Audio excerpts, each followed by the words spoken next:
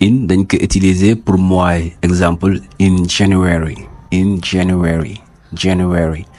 Mooy janvier. In February.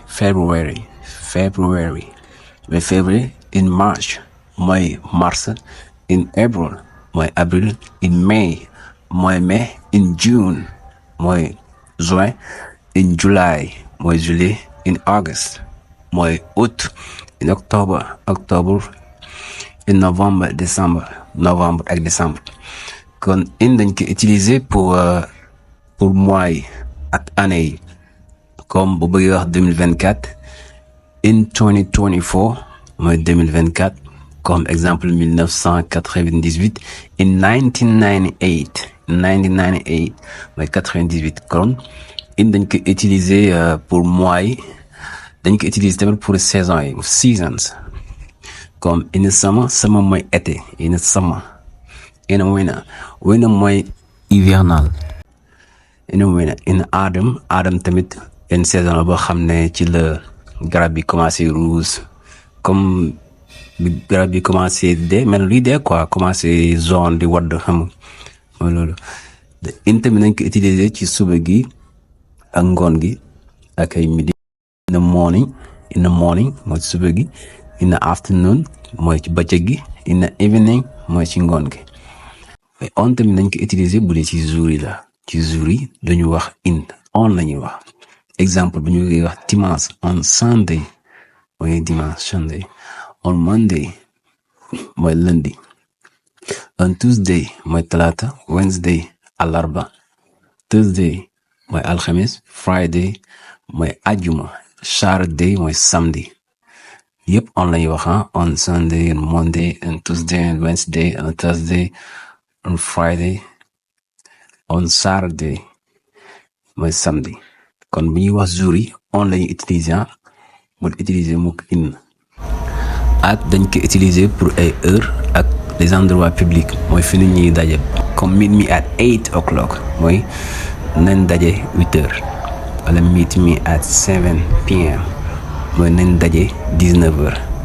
Meet me at 3:17 p.m. mooy nañ daje 15h17.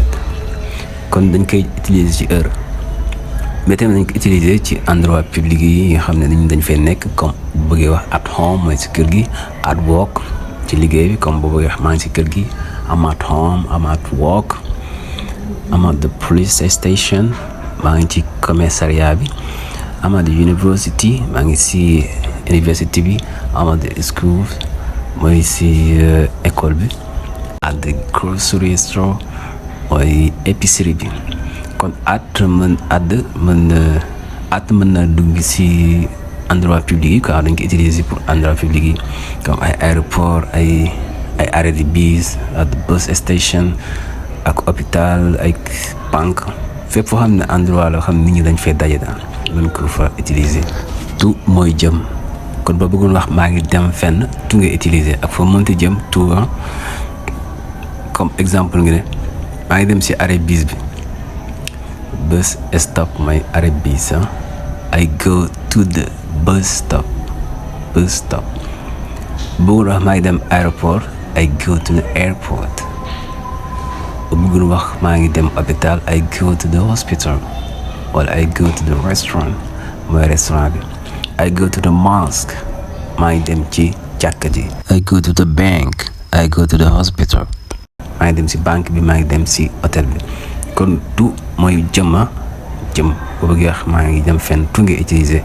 léegi boo bëggee wax jóge nag contraire bi nga utiliser mooy from. comme exemple nga ne I come from the bus stop. maa ngi jóge ci arrêt bus bi.